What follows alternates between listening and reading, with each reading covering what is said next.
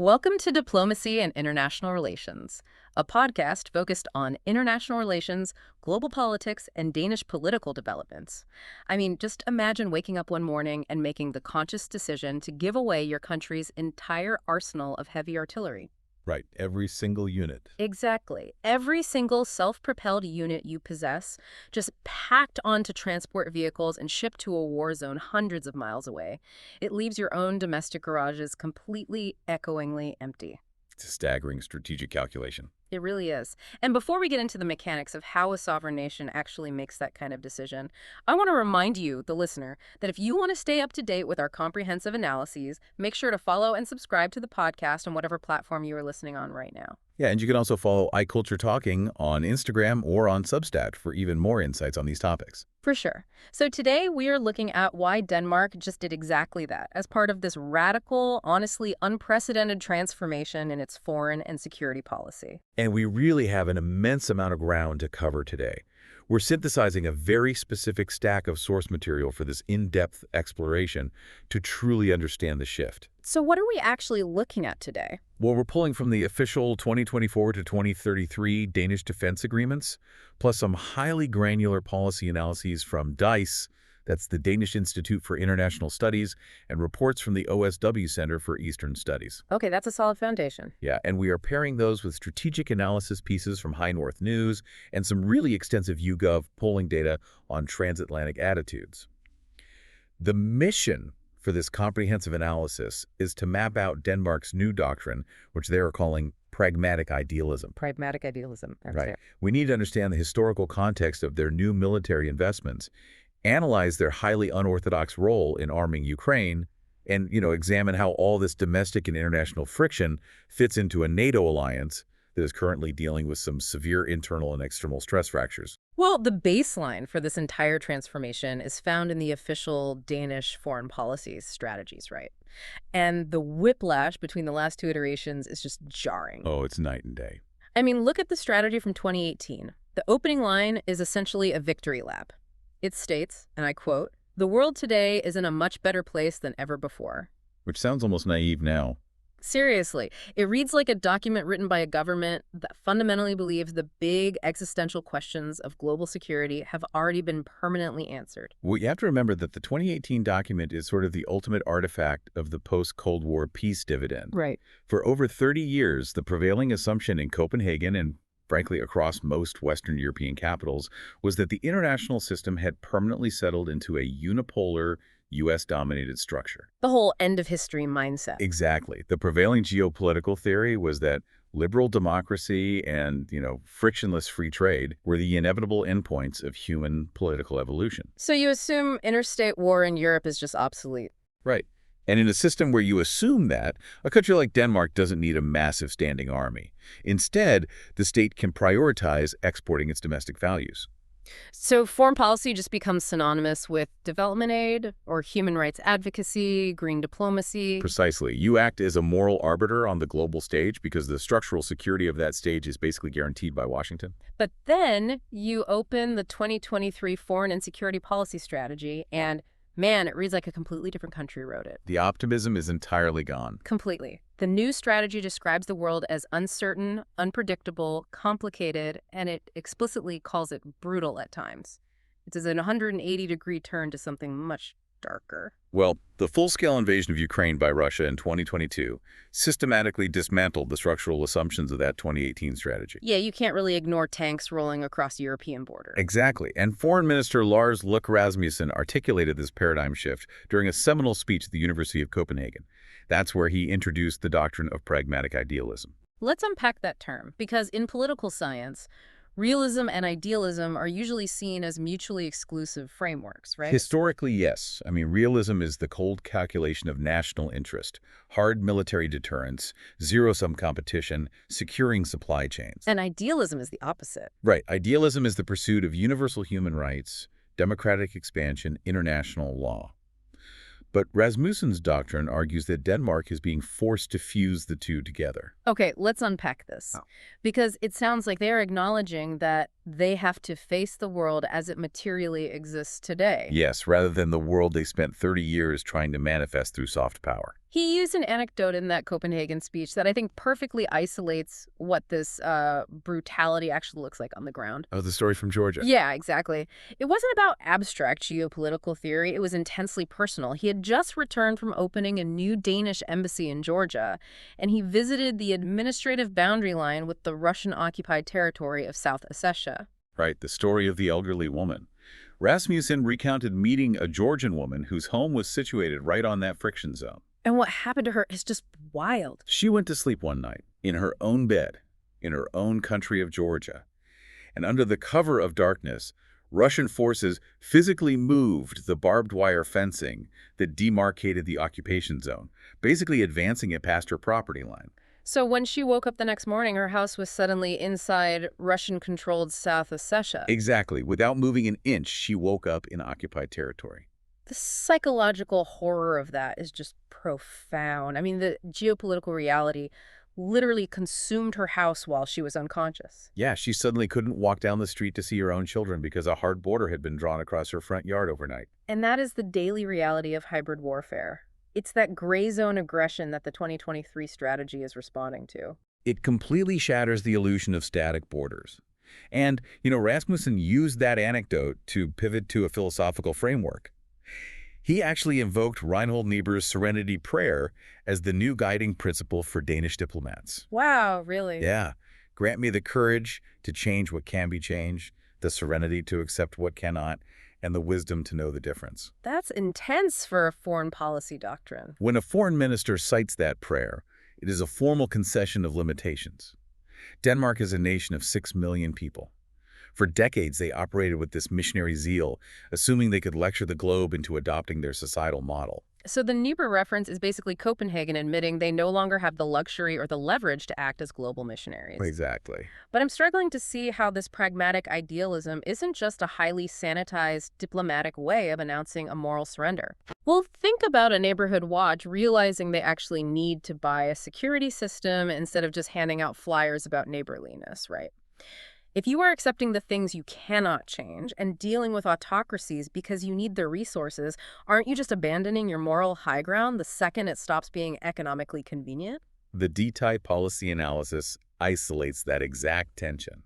The researchers highlight that this is a highly precarious balancing act. Because it sounds a lot like regular old realpolitik. Right, but the Danish government's counter-argument is that idealism without leverage is just naive posturing. They argue that to protect their core values of democracy and equality at home, they have to secure their strategic interests abroad, even if that means engaging in transactional relationships with unsavory regimes. So the ends justify the means. Essentially, yes.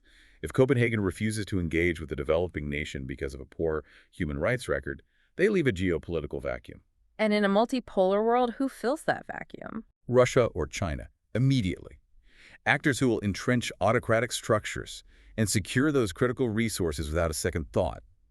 So Copenhagen is arguing that preserving a pristine moral conscience is useless if it results in the strategic defeat of the democratic world. Okay, but ideological shifts and philosophical doctrines mean absolutely nothing if they aren't backed by physical hardware. Absolutely. The realization that soft power has failed brings us directly into the historic financial restructuring of the Danish military. The numbers outlined in the source documents represent just a staggering reallocation of national wealth. We really have to look at the macroeconomic scale of the 2024 to 2033 Danish Defense Agreement.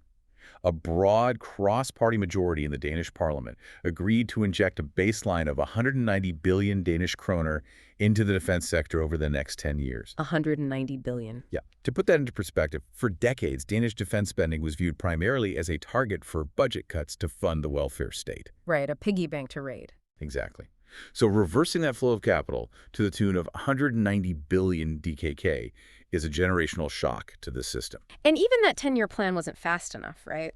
The documents show the government recently established an acceleration fund, adding another 50 billion DKK specifically front-loaded into 2025 and 2026. Yes, they are throwing massive amounts of cash at the immediate future. With this injection, Denmark is projected to push its defense spending past 3% of its GDP. This is a country that, until very recently, was constantly criticized by Washington for failing to hit the NATO baseline of 2%. And now they're blowing right past it. So what's driving this sudden panic? The acceleration is driven by intelligence assessments that completely altered the timeline of the threat. The Danish Defense Intelligence Service published an assessment concluding that Russia could reconstitute its military power to a level capable of waging a conventional war against NATO countries, specifically in the Baltic region, within 2 to 5 years. 2 to 5 years. That is an impossibly compressed timeline in the context of military procurement. Exactly. Developing, purchasing, and integrating major weapon systems usually takes a decade or more. So the 50 billion DKK acceleration fund is basically an act of sheer desperation to close a massive capability gap before that window opens. That's exactly what it is. So what exactly are they buying? Because you can't just throw 240 billion kroner into a void. You have to acquire specific capabilities. Right. The sources outline a massive investment in the Air Force, specifically in order for 16 additional F-35 fighter jets, which brings their total planned fleet to 43. And the F-35 acquisition is critical to understanding Denmark's new role in NATO. It's not just a standard jet, right? Far from it. The F-35 is a fifth-generation stealth multi-role fighter. It isn't just an airplane. It operates as an advanced flying sensor node. What does that mean in practice? It gathers immense amounts of electronic and radar data and shares it instantly with naval vessels, ground troops, and allied aircraft. By fielding 43 of these platforms, a country of 6 million people transitions from being a supplementary participant in NATO air policing to becoming a primary, highly lethal node in the integrated air and missile defense of the entire Baltic Sea region. Wow. And the geographic focus has completely shifted alongside the hardware, too. The new strategy explicitly pivots away from what they used to call world hotspots. Yeah. The expeditionary deployments to places like Afghanistan, Iraq, or Mali. Right, the out-of-area operations. Yeah, now they are focusing obsessively on 3 zones. The Kingdom of Denmark, which crucially includes the Arctic and North Atlantic, the Baltic Sea, and the Eastern Frontline states. They are investing heavily in a new Navy plan specifically focused on surveillance and mine-laying capabilities. And mine-laying is a fascinating return to Cold War doctrine. Why is that? Well, the Baltic Sea is essentially a massive, shallow choke point. The sabotage of the Nord Stream pipelines served as a violent wake-up call regarding the vulnerability of critical undersea infrastructure gas pipelines, telecom cables, power interconnectors. So they need to control that choke point. Exactly.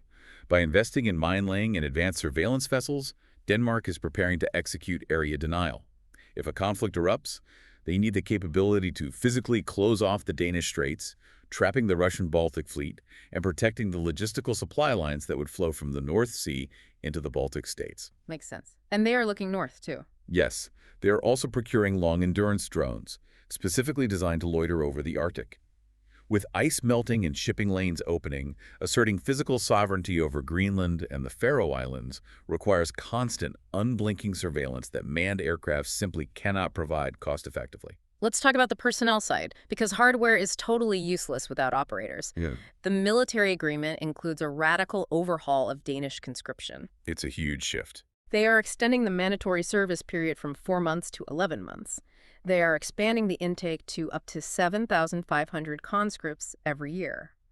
But the seismic shift here is the institution of full gender equality in the draft. Yes, both men and women will be conscripted on equal terms. That's huge. Denmark is joining Norway and Sweden in this approach, and it fundamentally rewrites the societal contract regarding national defense. How so? Well, when a state only drafts young men, the burden of security is isolated to a specific demographic. It allows the rest of society to view defense as someone else's problem. By enforcing full gender equality, the government is signaling a shift toward a total defense doctrine. It sends the message that an existential threat to the state requires the participation of the entire citizenry. Exactly. But what are the mechanical implications of that within the military infrastructure itself? You can't just pass a law and suddenly double the demographic pool of your conscripts without massive logistical friction. You definitely can't. It creates an immediate mandate for modernization. Facilities that were built decades ago for male-only cohorts have to be retrofitted. Training cultures and leadership pipelines must evolve to manage a fully integrated force. But I imagine the operational advantage is pretty immense. It is. Modern warfare is highly technical. Operating an electronic warfare suite, analyzing drone feeds, managing complex logistics hubs. These roles require cognitive agility, not just raw physical strength. Right, it's not all just carrying heavy packs. Exactly. By drafting from 100% of the population instead of 50%, the Danish military can select the absolute highest tier talent for these highly specialized roles. So what does this all mean? I see a massive vulnerability in this entire build-up strategy, though. We were talking about injecting 240 billion DKK into a system that has been systematically hollowed out for 30 years. The administrative burden is terrifying, yes. For decades, the mandate for the Danish Ministry of Defense was to shrink, to prioritize lean efficiency over redundant capacity. Now they are being asked to expand exponentially overnight. It feels like trying to build a fire station while the fire is already burning down the street. It's a very apt analogy. Can a military infrastructure that has been shrinking for 30 years effectively absorb over 240 billion DKK efficiently? Or is there a massive risk of a procurement bottleneck? You can't force the volume of a municipal fire hose through a standard residential garden hose. It just ruptures the pipes. And the authors of the defense agreement are acutely aware of that exact risk. So how are they handling it? Well, the European defense industrial base simply does not have the latent production capacity to meet the simultaneous surge in demand from Denmark, Germany, Poland, and every other NATO member trying to rearm at the exact same time. Right. Everyone wants the same gear. Exactly. You can write a check for a new frigate today, but the shipyard might not have a slot to build it until 2029. So, to mitigate the garden hose effect you mentioned, the agreement includes some highly controversial administrative overhauls. They are drastically expanding the use of direct awards. Meaning they're bypassing the standard competitive bidding process. Precisely. In peacetime, procurement involves years of competitive tenders, environmental impact studies, and parliamentary reviews to ensure taxpayer money is spent with maximum efficiency. But in a quasi-wartime scenario, efficiency is sacrificed for speed. Yes. The Ministry of Defense and the Chief of Defense are being given the authority to single-source contracts to proven defense contractors immediately. They are accepting a higher financial premium to bypass the bureaucratic friction that normally delays acquisitions. But all of this domestic spending creates a paradox, which brings us to the source material regarding Denmark's actions in Ukraine. You're building this massive, state-of-the-art military apparatus designed to be ready by 2033, but the fire is raging next door today. Right, and Denmark has made a conscious, highly aggressive decision about how to handle that present-day fire. The OSW Center for Eastern Studies details that Denmark has allocated 8.5 billion euros for military aid to Ukraine, alongside 854 million euros in civilian support. The scale of that contribution is really difficult to overstate. In absolute terms, Denmark is the sixth largest contributor to Ukraine globally. But when you measure it relative to their GDP, they are the second largest contributor in the entire world at 2.34%, trailing only Estonia. To put that in perspective, the military aid Denmark sent to Ukraine in 2023 alone was equivalent to more than a quarter of their entire domestic annual defense budget. Wow. And they aren't just sending mothballed equipment from Cold War stockpiles either. They are sending their most critical active combat capabilities. Oh, yeah. They partnered with Germany and the Netherlands to refurbish and send well over 100 Leopard 1 and Leopard 2 main battle tanks. And they were a leading coalition member in the push to supply F-16 fighter jets and train Ukrainian pilots. But the decision that absolutely floored me was regarding their artillery. They relinquished all 19 of their French-made Caesar self-propelled howitzers. They emptied their domestic inventory completely, down to zero. It's an unprecedented move. The Caesar is a highly advanced, truck-mounted 155mm artillery system. It is designed for shoot-and-scoot operations.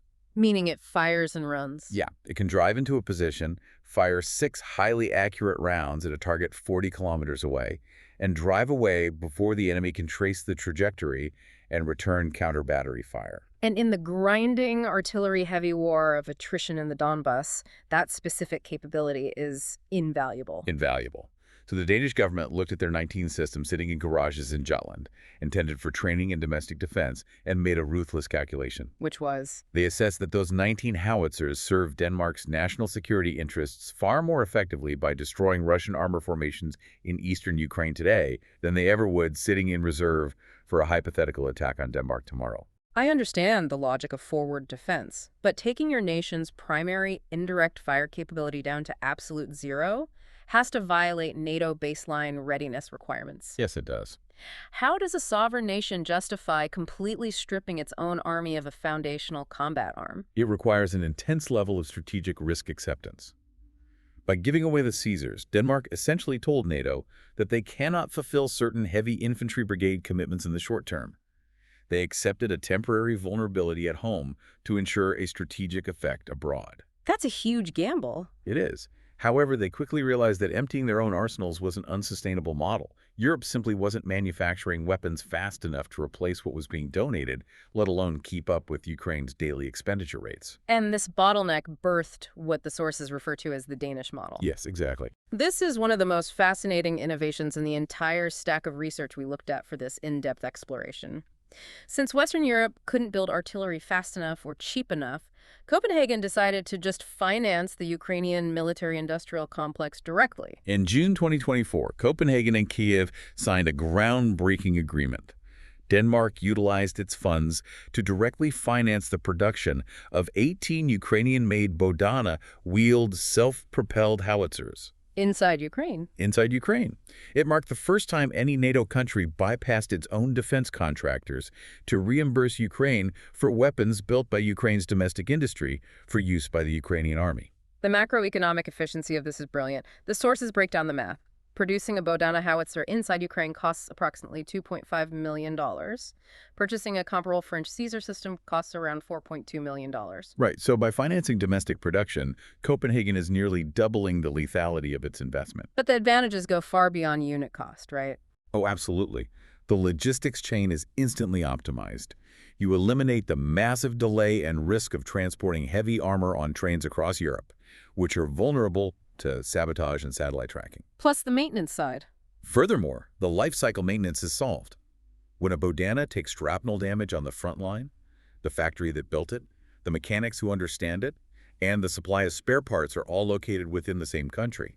You don't have to ship a damaged Caesar back to a facility in Poland or France for repairs, which can take a weapon offline for months. And while you are doing all that, you are artificially respirating the Ukrainian economy. The sources state that domestic arms production in Ukraine tripled in 2024, sustaining employment for roughly 300,000 people. It's massive. President Zelensky publicly stated that because of initiatives like the Danish model, Ukraine is now domestically manufacturing over 40% of the equipment it utilizes in combat. And the concept was so undeniably successful that the European Union has since hijacked the framework. They're taking hundreds of millions of euros from frozen Russian assets and injecting them into the Ukrainian defense industry, using Denmark as the administrative operator. Yeah, but Denmark's involvement isn't strictly kinetic either. They have engaged in a highly targeted civilian reconstruction effort by essentially adopting the city and surrounding region of Mykolaiv, a critical Black Sea port city. The infrastructural warfare aspect of Mykolaiv is terrifying. When Russian forces occupied neighboring Kherson, they recognized that Mykolaiv relied on a pipeline drawing drinking water from the Dnipro River. And they targeted it. Deliberately destroyed that pipeline. Suddenly, a major urban center had zero fresh water. In desperation, the city engineers started pumping raw, untreated salt water from the Black Sea estuary directly into the municipal pipe network just to keep the sewage systems running and the fire hydrants pressurized. The cascading failure of that decision is devastating. I can imagine. Salt water is highly corrosive. Pumping it through a municipal grid designed for fresh water essentially caused 1,200 kilometers of iron piping to violently rust from the inside out. Which leads to underground leaks and contamination. Exactly. Thousands of subterranean leaks and heavy metal contamination. Denmark intervened immediately, initially funding emergency reverse osmosis purification systems. Currently, they are financing the construction of a massive new 67-kilometer water pipeline from a secure source in Nova Odessa to bypass the damaged infrastructure entirely. And they are also co-financing a 400 million euro wind power plant to inject resilience back into the regional electrical grid, which is constantly targeted by Russian cruise missiles. The ultimate vision is to rebuild Mykolaiv using Copenhagen's own urban development as a blueprint, heavily focusing on revitalizing the historic shipyards that are the economic engine of the city. But here's where it gets really interesting. We must address the massive, glaring contradiction embedded in the source material. All of this international heroism carries a profound domestic cost. It certainly does. Exactly. On the global stage, Denmark looks flawless. They are pouring billions into Ukraine. They are committing 240 billion kroner to their future defense. Zelensky is tweeting that if every NATO ally acted like Denmark, the war would have ended years ago. It's a great PR win externally. But when you dig into the OSW report, you find a stark, almost embarrassing reality regarding the immediate state of the Danish military today. Because they gave away so much equipment so rapidly, and because the government implemented strict austerity measures to manage the future financial commitments of the 190 billion DKK defense agreement. The active Danish defense budget actually ran a 15 million euro deficit in 2024. A deficit. Yes, and the immediate operational consequences of that 50 million euro shortfall were severe. Like what? Well, the Danish army literally had to cancel its participation in scheduled multinational NATO training exercises because they couldn't afford the logistical costs of deploying their own troops. You're kidding. They were forced to mandate 2 weeks of unpaid or forced leave for military personnel to balance the ledgers. They even implemented draconian administrative cost-saving measures, like strictly limiting the use of office printers and paper. This is where the narrative completely fractures for me. It's like giving your neighbor your only fire extinguisher while your own kitchen is currently smoking. That's exactly what it feels like internally. I try to put myself in the boots of a Danish army officer. On Monday, the Minister of Defense tells me that intelligence indicates Russia could launch a war against NATO in 2 years, and I need to rapidly prepare 7,500 new conscripts for that reality. Right. On Tuesday, my brigade's deployment to a critical NATO readiness exercise is canceled because the budget is empty. And on Wednesday, I'm told I can't print my training manuals because the unit has maxed out its paper allowance. How does a government balance the political optics of being a global hero in Ukraine while its own soldiers are reportedly facing austerity measures back home? It has to be devastating to institutional morale. It is a massive communication failure and a severe blow to morale. The political logic relies entirely on the premise that forward defense in Ukraine is the absolute priority. The government is asking its military to absorb extreme short-term institutional pain to ensure long-term national survival. The calculation is that a 50 million euro deficit and some missed training exercises are meaningless if the Ukrainian front lines collapse and Russian armored columns arrive at the Polish border. Exactly. But you are absolutely correct. Attempting to build a high-readiness, lethal military culture while simultaneously nickel-and-diming the daily operations of the soldiers creates intense, toxic friction between the armed forces and the political leadership. And that domestic friction, that this tension between national capability, financial burden, and international obligation is a perfect microcosm for the broader systemic stress fracturing the entire NATO alliance right now. It mirrors it perfectly. Which leads us directly into the massive YouGov polling data analyzing Western European and American attitudes toward the transatlantic bond. The context for this polling is vital. The survey was conducted in February 2024, immediately following a deeply controversial rally speech by Donald Trump. Right, he recounted a story of telling a European leader that if their country did not meet the 2% defense spending target, he would not protect them. In fact, he would encourage Russia to do whatever the hell they want to them. Yes. I remember the geopolitical shockwave that, quote, caused.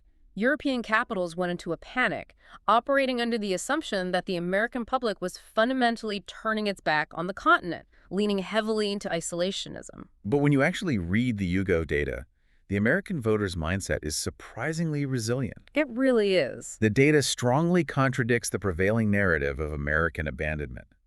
Despite the inflammatory rhetoric from the political right, 51% of all Americans surveyed still believe the United States has a fundamental moral responsibility to protect Europe. That includes conservative voters too, right? Even more strikingly, when you isolate Republican voters, the demographic most exposed to the America First rhetoric, 48% agree that the U.S. has a commitment to the continent, compared to only 31% who actively disagree.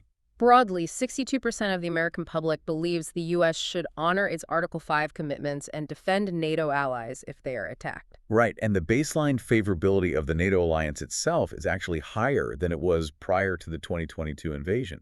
In the UK, it sits at a very comfortable 64%. In the U.S., it remains robust at 54%. On a superficial level, the public likes the alliance. The superficial numbers are comforting, but the YouGov survey did something highly analytical. It drilled down past the abstract concept of NATO and tested the mechanics of the alliance. Yes, the willingness to defend matrix. They asked respondents if they would be willing to use their own nation's military force to defend specific member countries. This specific matrix reveals the deep, potentially fatal fissures within the treaty. Americans are generally quite willing to send troops to defend the legacy familiar Western European nations. They show a strong, net positive willingness to defend the UK, France, Germany, and they are highly supportive of the newer Nordic members like Finland and Sweden. But look at the asymmetry when the question is reversed. European publics are structurally less willing to use military force to protect the United States from a hypothetical Russian attack than Americans are to protect Europeans. That statistic is genuinely alarming. I mean, the United States has operated as the nuclear umbrella and the primary, overwhelming security guarantor for Europe for 80 years. Yet, a significant portion of European citizens, the very people benefiting from that umbrella, would hesitate or outright refuse to return the favor if the U.S. homeland was threatened. It exposes a deep psychological dependency. Several generations of Western Europeans have grown so structurally accustomed to consuming American security as a free public good that the concept of providing security to America seems entirely alien, perhaps even absurd, to their geopolitical worldview. That's a grim assessment. But the asymmetry regarding the U.S. isn't even the most volatile data point. We have to look at the numbers regarding Turkey. Oh, man. Turkey was the absolute lowest-ranked country across the entire survey by a staggering margin. While the publics in the U.S. and the U.K. still demonstrated a marginal net positive willingness to defend Turkey, the sentiment in continental Europe was disastrous. Give me the numbers. In Spain, Germany, Italy, and France, the public is overwhelmingly unwilling to defend Turkey. In France, the net willingness score to defend a fellow NATO ally is -29. -29. But come on, let me play devil's advocate here. Think about your own community. You would protect your next-door neighbor, but what about the guy 3 streets over who you occasionally argue with at HOA meetings? It's a natural human bias. Right. And does a negative YouGov phone poll in France actually mean anything mechanically? Treaties aren't decided by random sampling. If Russia attacks Turkey, Article 5 is triggered, and the French military is legally obligated to respond regardless of what a polling agency says. Is NATO relying too much on the assumption that treaties will override public opinion when push comes to shove? That is a dangerous misunderstanding of how Article 5 actually functions. Article 5 is a political commitment. It is not an automated, unthinking suicide pact. The text of the treaty states that each member will assist the attacked ally by taking, and I quote, such action as it deems necessary, including the use of armed force. As it deems necessary? That's a massive loophole. It is the ultimate loophole. What a state deems necessary is entirely subject to domestic political approval. In democracies like Germany or France, deploying the military requires parliamentary authorization. So if the public hates the idea, If the French public is vehemently, fundamentally opposed to sending their sons and daughters to die for Ankara, perhaps due to ideological differences with President Erdogan or historical friction in the Mediterranean, the French parliament will not vote to authorize force. and adversaries know this. If adversaries like Russia perceive that the European populations will revolt rather than defend a specific ally, the core deterrent value of Article 5 disintegrates.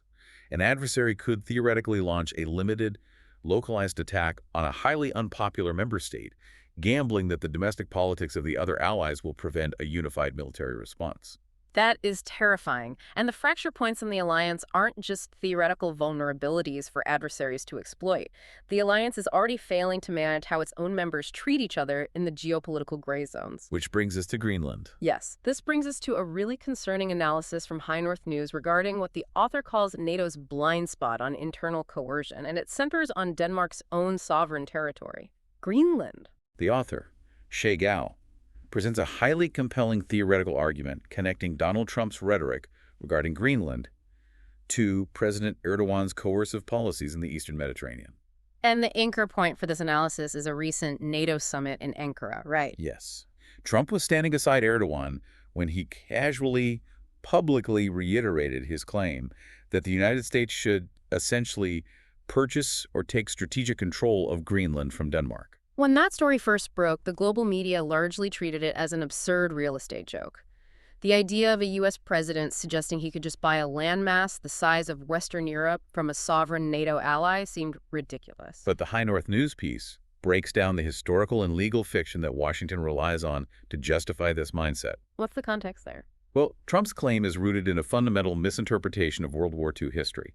The narrative he relies on suggests that the U.S. saved Greenland and graciously returned it. Which isn't true. The legal reality is much more complex.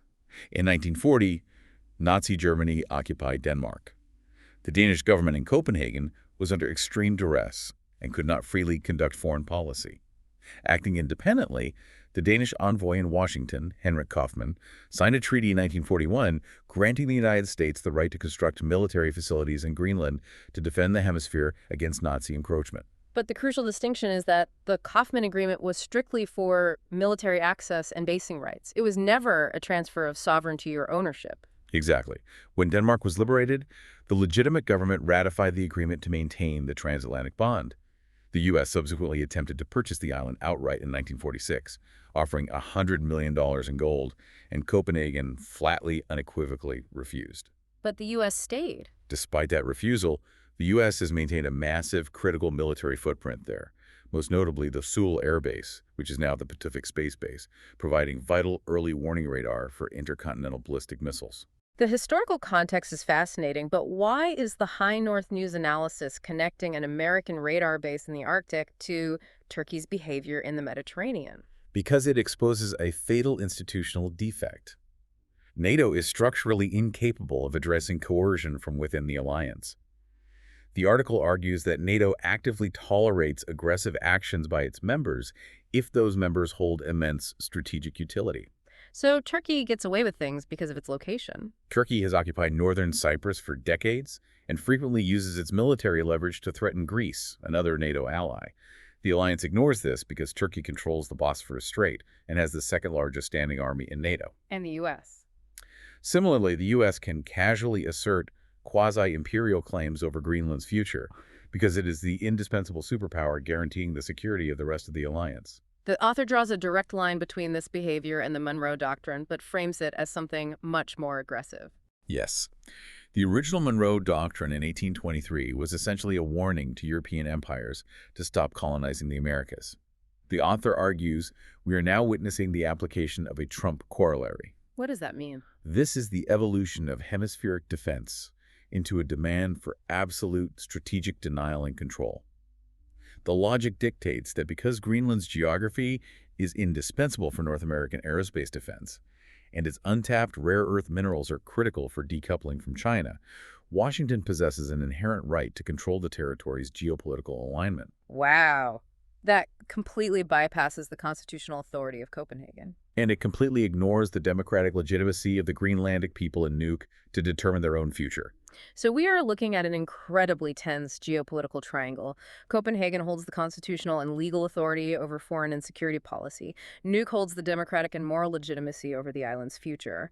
And Washington arrives demanding that its supreme security interests supersede both. The systemic danger to the alliance is highlighted by the reaction of NATO leadership. When the Secretary General of NATO was pressed by journalists regarding Trump's claims on Greenland, he completely deflected. Didn't even defend Denmark. No. Instead of defending the inviolability of Danish sovereignty, he pivoted to talking about the threats posed by Russia and China in the Arctic and the need for broad cooperation. He effectively abandoned the foundational principle of sovereignty to avoid angering the primary security provider. If NATO's entire singular purpose is to protect against external aggression and preserve its members' territorial integrity, how does an alliance survive when its members are essentially bullying each other in the gray zone? That is the ultimate existential vulnerability of the alliance. If the concept of mutual defense fails to protect a small state like Denmark from being diplomatically isolated, coerced, or having its sovereignty questioned by its own primary security guarantor, the fundamental trust that binds the treaty together evaporates. And adversaries are just watching this happen. Adversaries like Russia and China study these internal fractures. They utilize hybrid warfare to exploit these divisions, knowing that the alliance is already fragmented internally over whose sovereignty actually matters and whose can be compromised for convenience. And honestly, the realization that you cannot unequivocally trust your closest allies, that great power bullying is a constant, even from Washington, is exactly why the final pillar of Denmark's 2023 strategy places such a heavy, urgent emphasis on building relationships outside the traditional Western bubble. They have realized that relying solely on a polarized U.S. and a fragmented Europe is a strategic dead end. They need to look south. This brings us to the concept of globalization 2.0 and Denmark's imperative to engage the global south, particularly in nations in Africa, Asia, and Latin America. Lars Løkke Rasmussen made a point in his speech that I think highlights how severe the West's blind spot really is. He was in New York at the United Nations General Assembly on the one-year anniversary of the Ukraine invasion. The Ukrainian foreign minister was lobbying furiously to secure a UN resolution formally condemning Russia's aggression. He eventually secured the votes, but Rasmussen observed that whipping those votes was an incredibly grueling uphill battle. Rasmussen highlighted a stark demographic reality. Two-thirds of the global population resides in countries that are either strictly neutral regarding the war in Ukraine or actively materially support the Russian Federation. In the West, we exist in an echo chamber where we view the condemnation of Russia as a self-evident, universal, global consensus. But it isn't. It is strictly a Western consensus. Why is the Global South so deeply resistant to backing the West on an issue that seems so clearly tied to the violation of international law? The Diaz analysis, along with Rasmussen's commentary, points to decades of deep-seated systemic frustration in the Global South regarding Western hypocrisy and double standards. For over half a century, Western developmental aid, World Bank loans, and infrastructural investments have arrived chained to heavy conditionalities. Meaning they demand things in return. Right. The West demands structural economic adjustments, human rights reforms, anti-corruption purges, and strict environmental compliance before they will open their checkbooks. The 2023 strategy literally uses the term missionary to describe this approach. We show up in developing nations and lecture them on our values before we offer to build a bridge. And while the West is lecturing, China and Russia arrive with unconditional offers. Through initiatives like the Belt and Road, Beijing offers to finance and construct a high-speed railway, a deep-water port, or a nationwide 5G telecommunications network. Without the strings attached. Crucially, they do not ask invasive questions about the host government's human rights record, their suppression of political opposition, or their environmental regulations. For a developing nation that desperately requires foundational infrastructure just to feed, employ, and stabilize its population, the choice between a conditional Western lecture and an unconditional Chinese railway is often obvious. Denmark's response to this is proposing a shift to what they define as globalization 2.0. What are the actual mechanics of that shift? Well, globalization 1.0, which dominated the last 30 years, was driven almost exclusively by the pursuit of hyper-efficiency. Corporations and states sought the absolute cheapest supply chains and frictionless free trade, willfully ignoring the political or autocratic nature of the trading partner. That specific logic is exactly what led to Europe's disastrous, paralyzing dependence on cheap Russian natural gas. Exactly. Globalization 2.0 is defined by resilience and geopolitical awareness. It is the understanding that all trade is inherently geopolitical. It means mapping your supply chains to know exactly where your energy, your critical technology, and your raw materials originate, and actively diversifying to avoid dependency on a single, potentially hostile autocratic supplier. And the most critical resources right now are the materials required for the green energy transition. If Europe wants to build wind turbines and electric vehicles to decouple from fossil fuels, they need immense quantities of lithium, cobalt, and rare earth metals. Which are mostly in the Global South. Right. The vast majority of those unexploited reserves are located there. Yes, and currently China holds a near monopoly on the refining and processing supply chains for many of those critical minerals. If Denmark and the broader European Union intend to secure those resources and achieve true strategic resilience, they must forge genuine transactional partnerships with the Global South. So how does the 2023 strategy suggest doing that? It argues that Denmark must abandon its missionary posture and adopt a posture of listening. They must identify mutual interests, for example, leveraging Denmark's advanced expertise in green technology, water management, and climate adaptation to offer developing nations tangible, high-value infrastructure that they actually desire without lecturing them on the way out the door. But this introduces a massive, seemingly insurmountable ethical collision. Think about a business realizing their oldest marketing strategy is driving away a massive new demographic. They have to change the pitch. Right. But can Denmark really maintain its pragmatic idealism if it has to turn a blind eye to human rights abuses in order to secure critical minerals from a developing nation? The DIS researchers, Lars Engberg Petersen and Rasmus Hunsbeck Petersen, highlight this exact collision as the fundamental vulnerability of the new strategy. They argue that if the pure idealism that characterized Danish foreign policy for the last 30 years continues unmodified, it will actively sabotage the formation of these new, necessary alliances. Because the Global South just won't accept it anymore. The Global South is no longer accepting dictation. They are demanding a seat at the table and a fundamental revision of the rules-based order that the West designed and dominated since 1945. They refuse to be relegated to simply being extraction pits for the West's green energy utopia. Precisely. The DIS report notes that low-income countries in the Global South will unequivocally reject partnerships that keep them locked in as mere suppliers of raw, unrefined materials. They demand technology transfers and access to the highly profitable, industrialized processing links in the global supply chains. So if the West doesn't offer that, If Western commercial and political interests continue to exclude them from moving up the economic value chain in order to protect domestic Western industries, these proposed partnerships will collapse before they begin.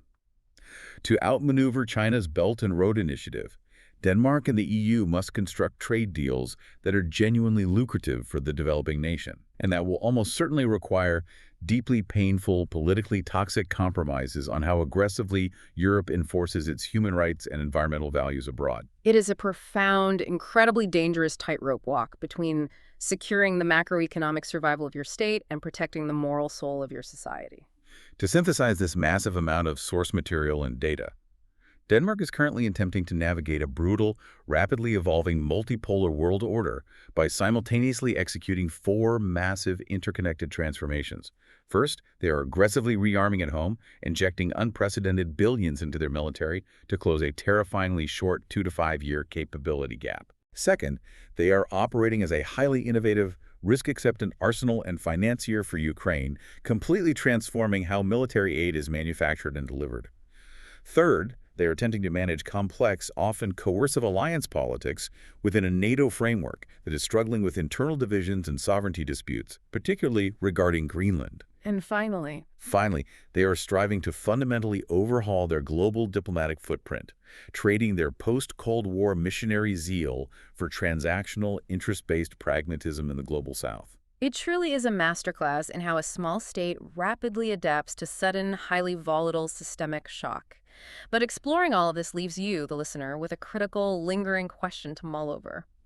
If pragmatic idealism requires a small nation to constantly adapt its core values to the harsh realities of multipolar competition, at what point does the idealism fade entirely, leaving only raw geopolitical pragmatism? If everyone plays realpolitik, who is actually left to uphold the rules-based order? That paradox really is the defining, unresolved question for Western diplomacy in the 21st century. Thank you so much for your time and for joining us on this in-depth exploration of Denmark's strategic pivot. We truly appreciate it. If you found this analysis valuable, please make sure to follow the podcast on your preferred platform, and we would be incredibly grateful if you could take a moment to leave us a 5-star rating. It really is the absolute best way to help expand our reach and ensure we can keep delivering these complex, detailed conversations. Until next time.